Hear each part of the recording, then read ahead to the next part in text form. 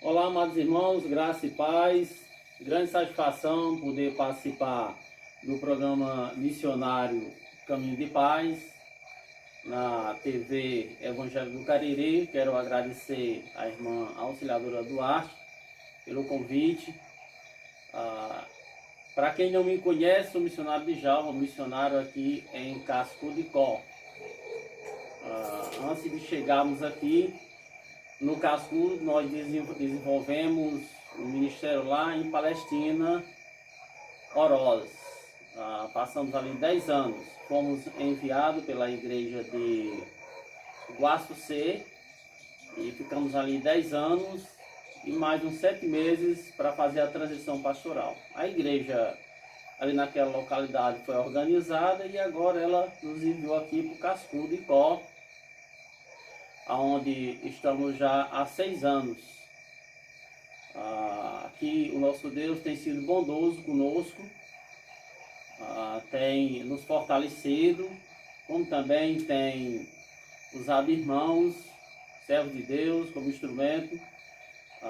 Tanto as igrejas, de uma forma coletiva, o Senhor tem usado, como também de forma individual para nos apoiar aqui no nosso ministério. Temos tido também o apoio da MAB, Missão Auxiliadora Batista, missão qual nós aqui somos membros, somos filiados, melhor dizendo, e agradecemos a missão pelo apoio ao nosso ministério. Aqui no Cascudo nós já temos avançado no trabalho, já temos uma casa pastoral, estamos construindo o templo. Temos um grupo de 25 irmãos e outros, mais outros congregados.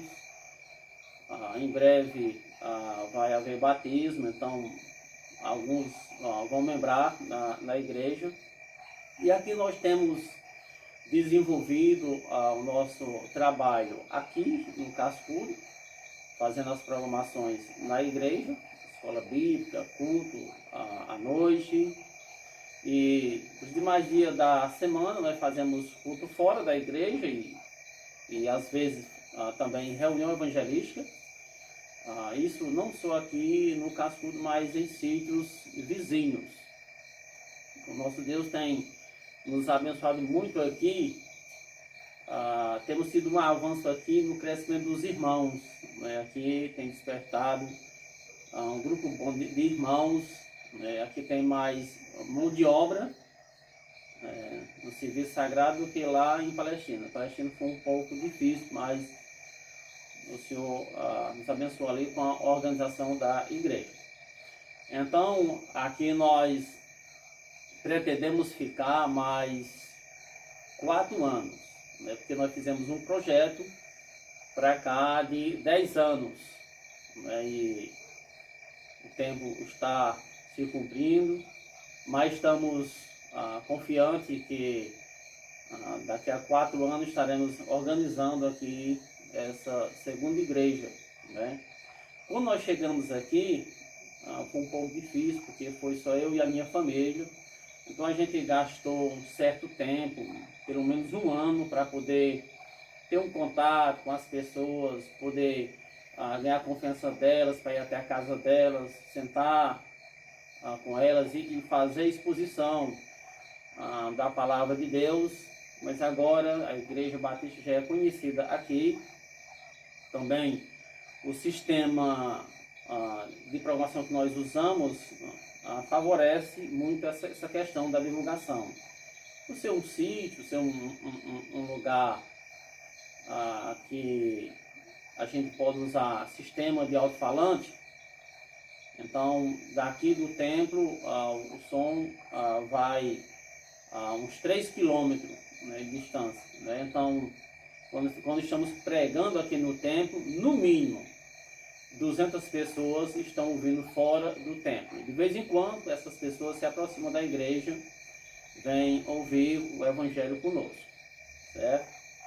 Então eu agradeço aos irmãos, às igrejas que têm nos apoiado aqui no nosso ministério, têm abraçado o nosso ministério, outras que nos têm visitado aqui no Cascudo, e que o nosso Deus graciosamente abençoe os amados irmãos, as amadas igrejas que têm abraçado o nosso ministério aqui no Cascudo. Gostaria também de partilhar com os irmãos sobre missões. Isso é um desafio não só no sentido de expor a Escritura tratando desse assunto, como também a prática. É algo bastante árduo. E eu quero abordar na Escritura a questão da motivação e os requisitos necessários. Então, nada a gente faz sem motivação, tem que ter a motivação. E tratando-se de missões, podemos fazer a pergunta: qual será a grande motivação? Será que é o conhecimento que eu adquiri?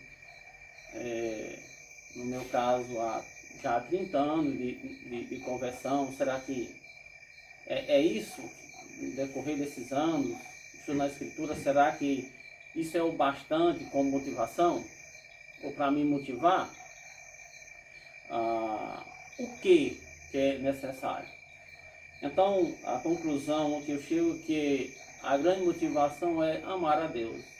O amor a Deus, acima de todas as coisas, vai nos proporcionar a motivação correta para nós fazermos a missão, cumprir a missão. Jesus Cristo disse, está registrado aqui em Mateus 22, ele fez discussão aqui do grande mandamento, o primeiro mandamento e o segundo, conforme Mateus 22, verso 37, ele diz o seguinte, respondeu-lhe Jesus: amarás o Senhor teu Deus de todo o teu coração, de toda a tua alma e de todo o teu entendimento. Este é o grande e primeiro mandamento. O segundo, semelhante a este: amarás o teu próximo como a ti mesmo. O verso 40 diz: desses dois mandamentos depende toda a lei e os profetas.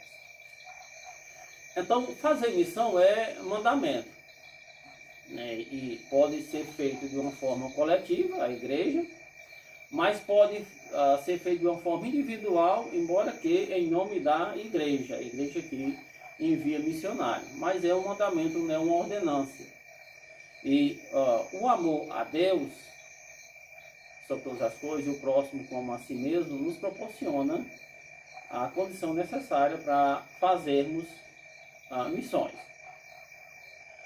Na noite em que Jesus foi traído, conforme o Evangelho de João, o capítulo 13, no final do capítulo, trata-se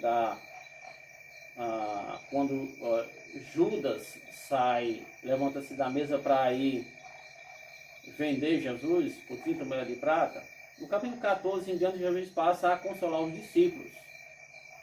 E dentro desse contexto em que ele está consolando os discípulos, ele diz o seguinte, João 14, verso 21.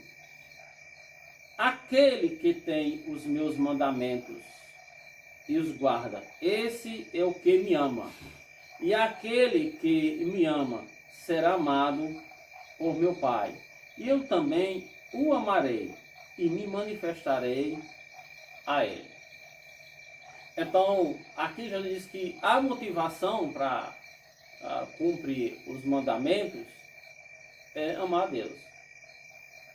Aquele que guarda os mandamentos, então fica comprovado que de fato ele ama o Senhor. E ainda mais, quando amamos o Senhor da forma necessária, se desenvolve um relacionamento bem próximo entre o servo e o Senhor do servo. Aqui nesse mesmo versículo, aqui na segunda metade diz: e aquele que me ama será amado por meu Pai, e eu também o amarei e me manifestarei a ele. Aqui também, nesse mesmo texto, no verso 23, diz o seguinte: respondeu-lhe Jesus: se alguém me ama, guardará a minha palavra, e meu Pai o amará, e viremos para ele, e faremos nele morada. Então, o amor a Deus e o servir a Deus vai proporcionar um relacionamento do Senhor com o servo e do servo para com o Senhor.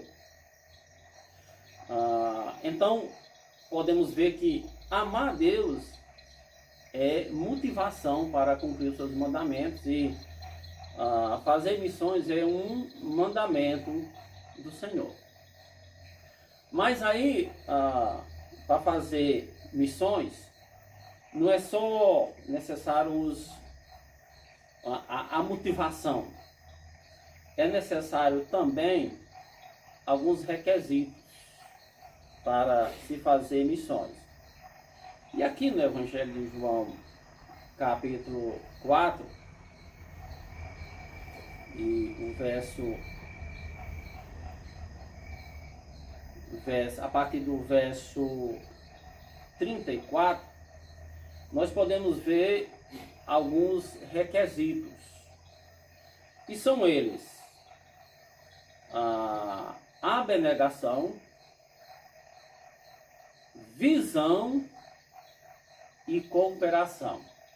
Então, é extremamente necessário que aquele que está desenvolvendo a missão, ele abnegue, ele coloque a vontade do seu Senhor em primeiro lugar. Se ele não fizer isso, ele vai ter dificuldade. Então, aquele que serve ao Senhor, às vezes, ele vai aborrecer a própria vida. Eu lembro lá que, em um contexto de entregar a vida a Jesus Cristo, ele disse que aquele que vai a ele aborrece pai, mãe, filho, irmão e, às vezes, a própria vida. Então, isso, às vezes, é necessário que aconteça. E aqui, no verso 35 de João 4, o verso 34 diz o seguinte: disse-lhe Jesus: a minha comida consiste em fazer a vontade daquele que me enviou e realizar a sua obra. Aqui Jesus estava viajando da Judeia para a Galileia, estava viajando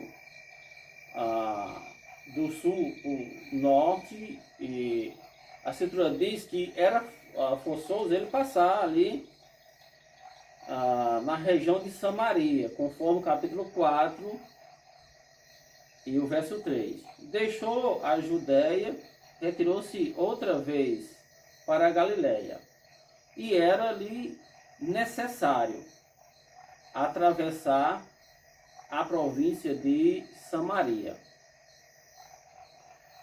Então, Jesus aqui, ele podia, ainda tinha outras opções. Talvez passar à direita, do lado leste, às margens do Jordão, ou à esquerda, do lado oeste, às margens do Mediterrâneo. Mas ele preferiu passar ali pela a região de Samaria. E aí, conforme o verso 5, diz que ele chegou ali na região onde tinha a cidade de Sicar. Verso 5 diz: chegou, pois, a uma cidade samaritana chamada Sicar, perto das terras que Jacó dera a seu filho José. Estava ali a fonte de Jacó. Cansado da viagem, assentou-se Jesus junto à fonte por volta da hora sexta. Nisto veio uma mulher samaritana tirar água. Disse-lhe Jesus: dai-me de beber. Pois seus discípulos tinham ido à cidade para comprar alimento. Então, Jesus passou a desenvolver uma conversa com essa mulher samaritana. Os discípulos tinham ido comprar alimento na cidade. E conforme a conversa foi se desenvolvendo, ela entendeu que ele era o Messias, o Cristo. E ela correu para a cidade para noticiar isso, para anunciar que o homem que tinha conversado com ela provavelmente era o Messias, era o Cristo. E enquanto isso, quando ela saiu, os discípulos chegaram e passaram a insistir para que Jesus se alimentasse. Aí então, no verso 34, diz o seguinte: disse-lhe Jesus: a minha comida consiste em fazer a vontade daquele que me enviou e realizar a sua obra. Então não tem nada mais básico e necessário do que se alimentar. Mas aqui, o Senhor Jesus Cristo, ele priorizou realizar a obra. Ele sabia que ali ia aparecer alguns frutos. E talvez essa seja a razão porque ele passou de fato por ali. E não do lado leste, do lado oeste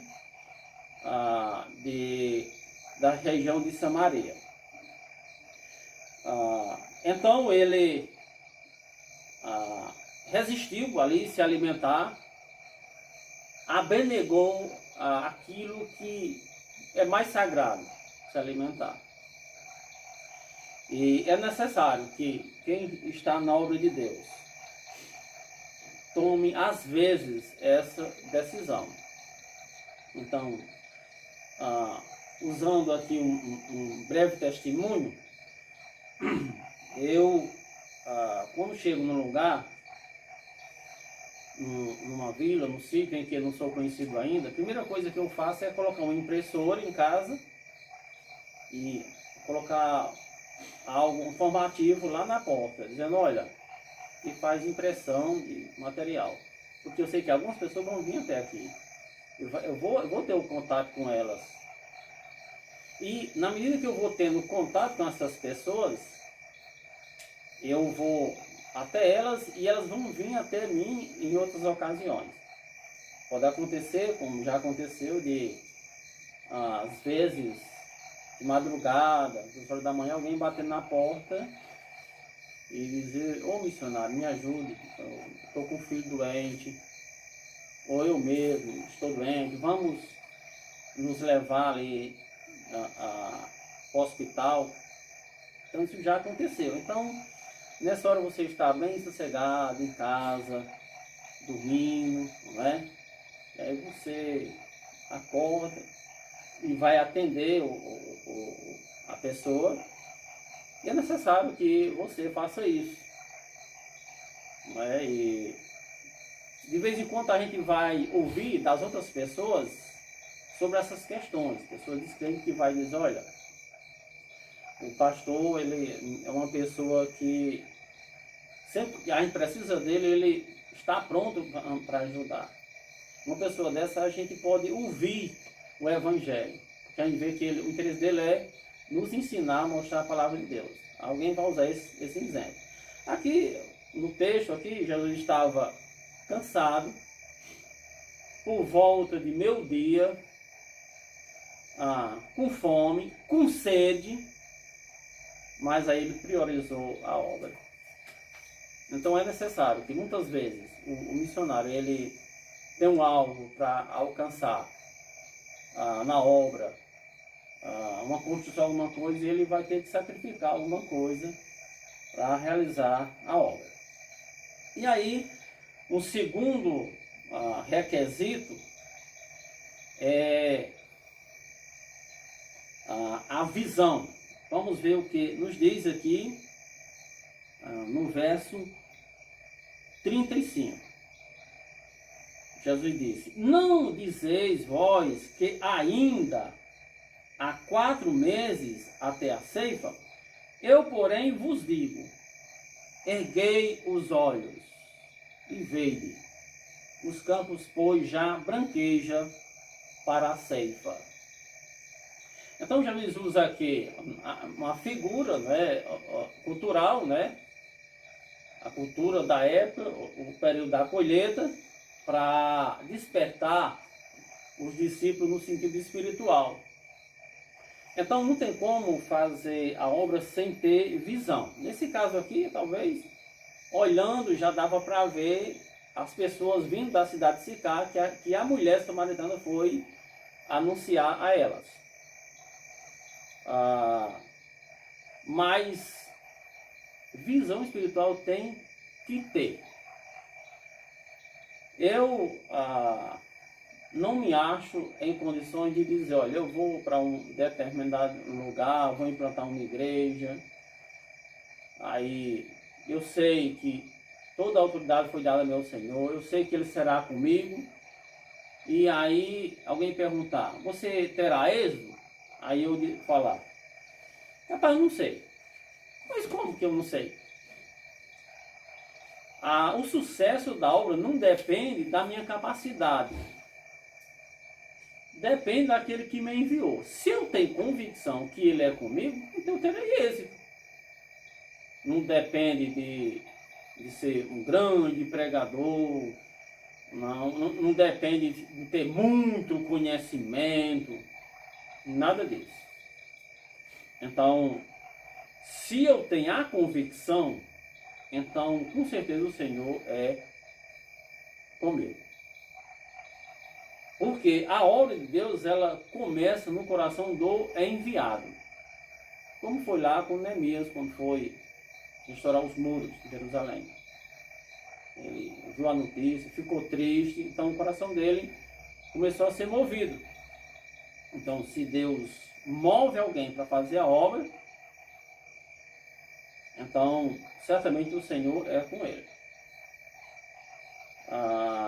Às vezes, quando algumas pessoas participam aqui da obra de Deus aqui, contribuindo de alguma forma, eu agradeço dizendo: o Senhor que te motivou, certamente te recompensará. E Deus não vai mover ninguém em vão. Né? Se o Senhor moveu o coração da pessoa para fazer isso, então Deus o recompensa por isso. Então, visão, às vezes, as pessoas têm uma visão um pouco dramaturga, e vai ter todo um sofrimento, e ele não consegue enxergar a glória da obra de Deus. Dizendo isso, eu me lembro aqui daquela situação de Pedro, quando Jesus disse que ia ser entregue ao sacerdote, ele ia sofrer, ia ser morto, mas ia ressuscitar ao 3º dia. Aí Pedro disse: Senhor, tenha compaixão de ti, que isso não aconteça, Senhor. Que isso não te aconteça. Aí Jesus disse: para trás de mim, Satanás, porque tu vês segundo os homens.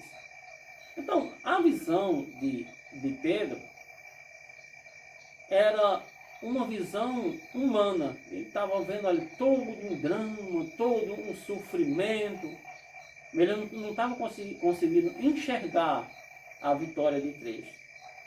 Então, quando a gente vai para a obra de Deus, é certo que a gente vai passar por algumas dificuldades, mas a gente tem que olhar o prêmio para a glória de Deus e não para as dificuldades.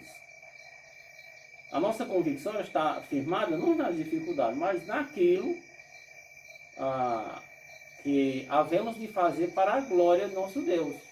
Eu, particularmente, quando eu vou lá em Palestina, e às vezes estou lá na calçada da igreja e o pessoal passa lá: ô missionário, você está aqui, muito bom ver você. Pessoas que não são crentes, mas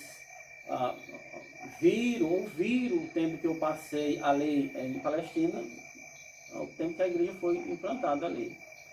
Então, quando eles falam comigo e falam, muito bom você estar aqui, então eu fico muito feliz, porque eu sei que o Senhor me concedeu a graça de ser servo do Senhor ali. Então, eu sei que eu passei por muitas dificuldades, muitas mesmo, mas isso, não estou olhando para isso, certo? Então, a visão é muito importante. Mas ainda tem um terceiro requisito, que é a cooperação. Não se faz a obra de Deus sem cooperação. E então, João 4, e o verso 38, Jesus diz: eu vos enviei para ceifar o que não semeastes. Outros trabalharam, e vós entraste no seu trabalho. Então, quantas pessoas não já vieram até mim e com 2 ou 3 palavras eles fizeram decisão? Alguém que já foi evangelizado, com certeza. E quantos eu não evangelizei e tudo, vai se converter e vai se converte em outra igreja. Então, a cooperação existe. E, sem falar aqui, não está aqui no texto, mas nós sabemos que as orações dos irmãos, o apoio dos irmãos ao nosso ministério, isso é cooperação. E aí certamente todos têm a sua recompensa.